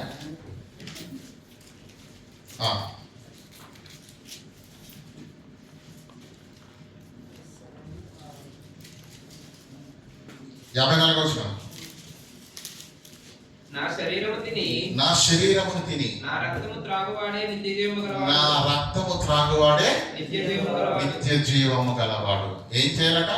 నిత్య జీవము నీకు రావాలంటే నువ్వేం చేయాలి? శరీరమును తిని రక్తమును త్రాగాలి. సమస్తమైన అన్యజనులు యెహోవా మందిరములోనికి ఎందుకు వచ్చారో తెలుసా? ఏమండి? ఆ రాజు పిలిచిన జనులంతా పెళ్లి శాలకి ఎందుకు వెళ్ళారు? ఎందుకు? యెహోవా మందిరంలో ఉన్న విందేంటో తెలుసా? నా శరీరమును తిని నా రక్తము తాగువాడే నిత్య జీవము గలవాడు.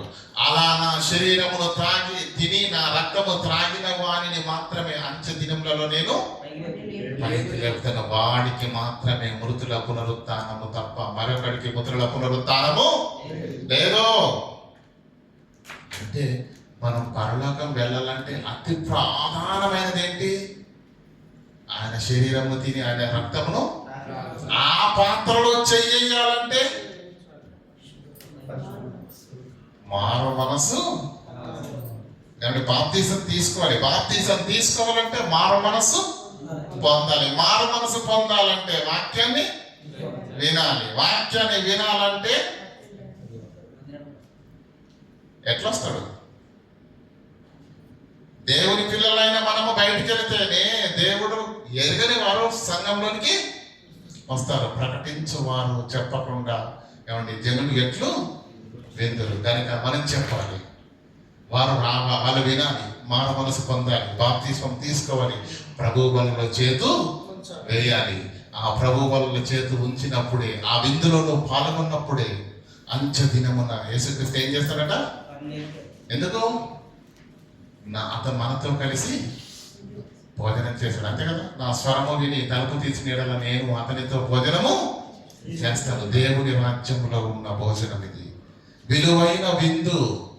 ఈ విందు విలువ మీకు అర్థం కాకపోతే, ఈ విలువైన విందు యొక్క ఏమండి ఆధిక్యతను మనం గుర్తెరగకపోతే కేవలం మన యుద్ధకు వస్తున్నటువంటి ఒక రొట్టె ముక్క లేదంటే ఒక ద్రాక్షరసంగా మనం చూస్తే, ఏమండి ఒక పానీయంగా, ఒక రొట్టె ముక్కగా, ఒక పదార్థంగా చూస్తే మన జీవితాలు ఎప్పటికీ ఆత్మీయ స్థితిలోనికి వెళ్ళవు ప్రియులారా. ఆనాడు పెళ్లి వస్త్రం లేని వాణ్ణి కటిక చీకటిలోనికి ఏ విధంగా త్రోసివేయబడ్డాడో సంఘములోనికి వచ్చినటువంటి మనం, అతను పెళ్లి శాలలోకి వచ్చి వస్త్రం లేకుండా ఉన్నాడు, సంఘంలోకి వచ్చి భక్తి లేకుండా, నీతి లేకుండా, భయము లేకుండా, పరిశుద్ధత లేకుండా, వాక్యము లేకుండా ఒకవేళ నీవు నేను ఉన్నట్లయితే వెలుపటి చీకట్లోనికి త్రోసివేయబడతానేమో. కనుక విందులోని జీవిస్తున్నటువంటి మనం, ఈ విలువైన విందులోనికి వచ్చినటువంటి మనం ప్రియులారా రండి, చేయి వేయండి. దేవుడు కోరుకుంటున్నటువంటి నీతి వస్త్రాన్ని కలిగి ఉండండి. ఎవరినో మరిపించడానికి, ఎవరినో మాయ చేయడానికి, ఎవరినో మెప్పించడానికి కాదు. నీ జీవితము, నా జీవితము దేవునికి స్పష్టముగా కనిపిస్తుంది. కనుక ప్రియులారా, మనుషులను మనం మెప్పించగలమేమో నటనతోటి, దేవుణ్ణి మెప్పించలేము. కనుక పరిశుద్ధత అనే వస్త్రాన్ని సంపాదించుకుందాం, భక్తి అనే వస్త్రాన్ని సంపాదించుకుందాం ప్రియులారా, ప్రేమను సంపాదించుకుందాం, త్యాగాన్ని కలిగి ఉందాము. మనకు అప్పగించబడినటువంటి పనిని, సువార్త భారాన్ని మెడలపైన వేసుకొని ఏం చేద్దామంటే మన చుట్టూ ఉన్న వారికి వాక్యాన్ని ప్రకటిస్తూ కొందరినైనా దేవుని సన్నిధిలోనికి రప్పిద్దాం. ఏమని? విందు సిద్ధంగా ఉంది, ఈ విందులో చెయ్యి వేస్తేనే ఆ రాజ్యంలోనికి వెళ్తాం. ఆ రాజ్యంలోకి వెళ్ళాలంటే ఈ విందులో పాల్గొనాలి. ఈ వందులో పాల్గొనాలంటే బాప్తిసం తీసుకోవాలి. బాప్తిసం తీసుకోవాలంటే మారు మనసు పొందాలి. మారు మనసు పొందాలంటే వాడు వాక్యము వినాలి. వాడు వాక్యం వినాలంటే మనం బయటికి వెళ్ళి చెప్పాలి. కనుక ప్రియుల మహాపరమార్థంతో కూడుకున్నటువంటి ఈ మాటలు ప్రియుల ఇశ్రాయేలు జీవితం నుంచి క్రీస్తు రెండవ రాకడ వచ్చేంత వరకు ప్రతి సందర్భము మరి అర్థవంతంగా అందులో ఇమిడి ఉన్నది. కనుక ప్రియులారా, ఈ రోజు మనం తీసుకుంటున్నది సామాన్యమైనది కాదు, మహా విలువైనది. ప్రకృతిలోని విలువైన మహావాక్యాన్ని దేవుడు కృండి వారము, గుడ్డి వారము, అంగహీనులము, అర్హత లేని వారమైనటువంటి మనకి ఇవ్వబడింది దేవుని యొక్క మరి కుమారుని యొక్క శరీరాన్ని, రక్తాన్ని తాకే మహావాక్యం. ఎందుకంటే యేసుక్రీస్తు నా శరీరం తిని రక్తం తాకుండా మీరు నిత్య జీవం కలిగిన వారిగా కాలేరు. కనుక ఆ మహావాక్యాన్ని కలిగి ఉన్న మనము మళ్ళీ త్రుటిల్లద్దు, మళ్ళీ పడిపోవడానికి వీల్లేదు. మరలా ఇక్కడికి వచ్చి కూడా వెలుపరి చీకట్లోనికి త్రోసివేయబడకూడదు. కనుక ఆలోచన చేయండి. ఈ విలువైన మహావిందును గుర్తెరగండి, కళ్ళకద్దుకోండి. ఏమండి, కృతజ్ఞతాభావంతో మన జీవితాలను మరి ముందుకు కొనసాగదాము. వాక్యం యొక్క విలువను ఎరిగి పక్క యొక్క వెలుగులో మన ఆత్మీయ జీవితాలను కొనసాగించుకుందాం. ప్రార్థన చేసుకుందాం. కనికరంగల దేవ, కృపోన్నతమైన మా తండ్రి, మీ పాదాలకు వందనాలు. ఇచ్చినటువంటి తండ్రి మీ మహా వాక్కులను బట్టి తండ్రి, విని మరచువారంగా కాకుండా విన్న మాటల్లోని ఆంతర్యాన్ని గ్రహించి తండ్రి, ఈ విలువైన విందు